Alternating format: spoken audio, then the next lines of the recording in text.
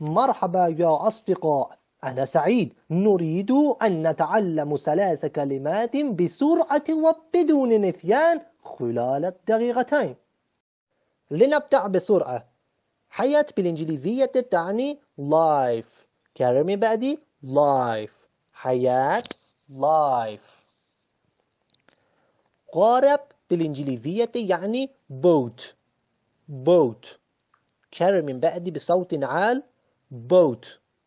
boat. جيد. قارب النجاة بالإنجليزية يعني lifeboat. قل بسرعة lifeboat.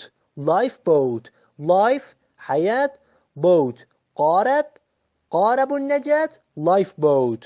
lifeboat. جيد.